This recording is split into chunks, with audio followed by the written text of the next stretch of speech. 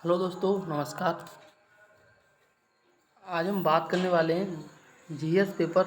ये वन है और ये पेपर लिखा गया है दिव्या तंवर के द्वारा। ठीक। और इस पेपर में जो इनका द्वारा आंसर क्वेश्चन लिखे गए हैं और उनको एनालिसिस करेंगे। ठीक।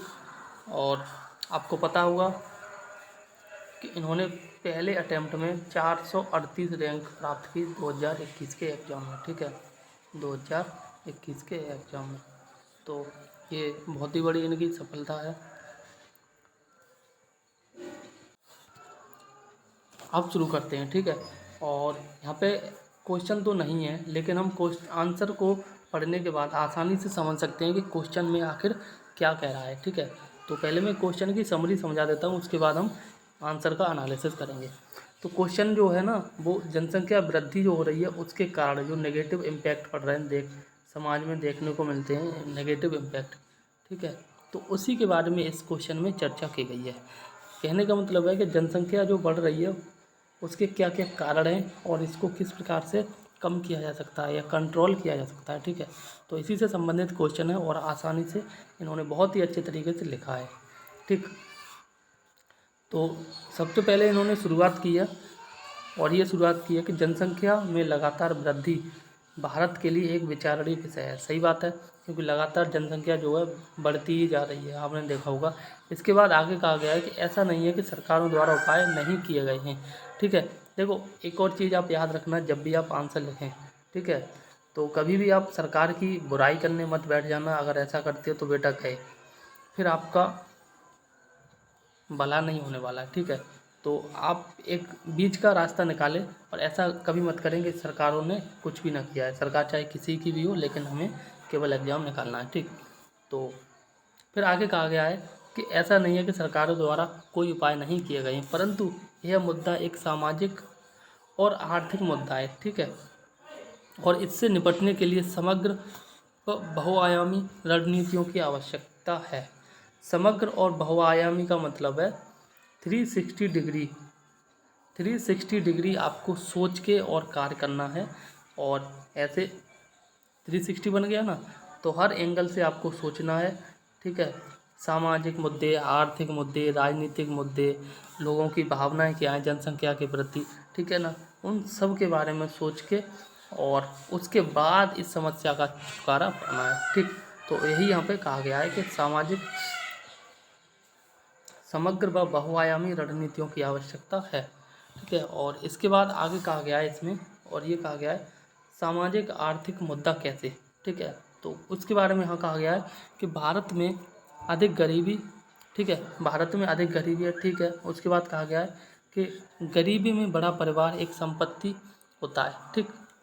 और इसके बाद कहा गया है, देखो यहाँ पे कहा गया है भारत में अधिक गरीबी है और जो गरीब लोग होते हैं ना, या आप मान के चलो जो जो लोग जॉइंट फैमिली में गाँव में रहते हैं, उनका ये मानना होता है कि उनका परिवार जितना बड़ा होगा उनकी जो इनकम है वो उतनी ही ज़्यादा होगी, लेकिन ये ज़रूरी नहीं होता है।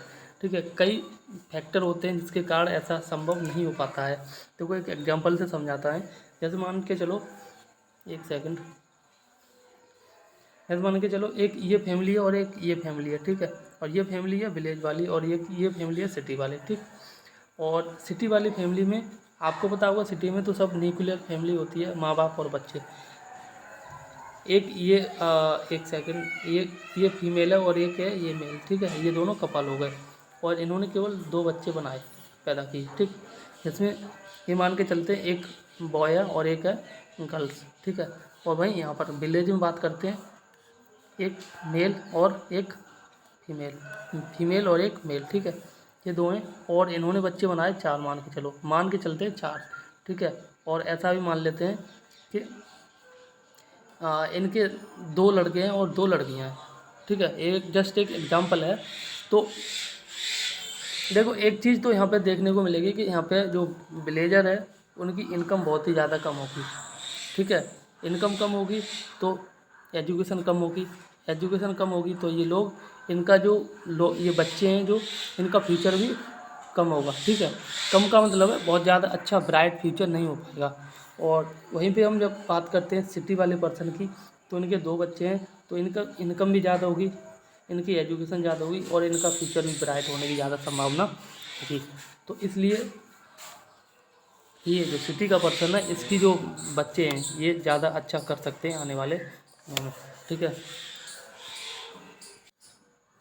इसी प्रकार से आगे यहाँ पे देखते हैं, और आगे यहाँ पे कहा गया है कि स्वास्थ्य की सेवाओं की सब तक पहुँच नहीं होगी। हाँ सही बात है, गाँवों में सेवाओं की, स्वास्थ्य की सेवाओं सब तक नहीं पहुँच पाती हैं, ठीक है। और इसी प्रकार से और भी कारण हैं, और ये कारण में जिनमें से एक कारण ये भी है कि लड़के की चाहत, ये बहुत ही ज़्यादा मोस्ट इम्पोर्टेंट होता है। ये बात मैं कहूँगा सिटी के पर्सन के लिए भी और विलेज के पर्सन के लिए भी, दोनों लोगों की एक ही विचारधारा होती है कि उनका अगर पहला जो बच्चा है, फर्स्ट बच्चा हो, वो केवल लड़का ही हो, ठीक है।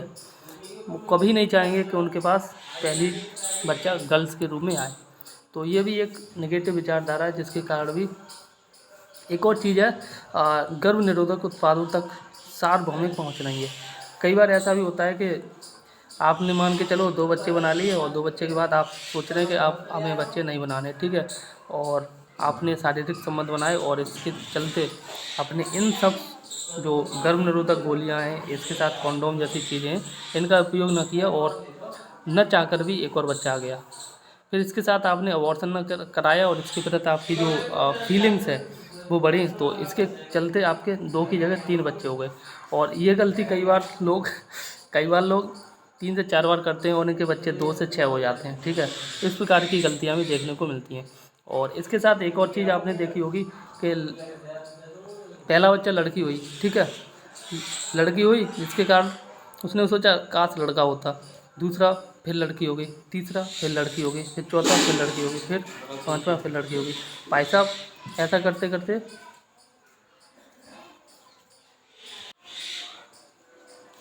करते करते आप देख सकते हैं कि उनके 4 से 6 लड़कियां हो जाती हैं, और अंत में लड़का होता है, और कोई ज़रूरी नहीं है कि वो लड़का हो या नहीं हो, ठीक है। इस प्रकार की समस्या भी देखने को मिलती है, और इसके कारण भी जो पॉपुलेशन है वो ज़रूरत से ज़्यादा बढ़ रही है, ठीक है।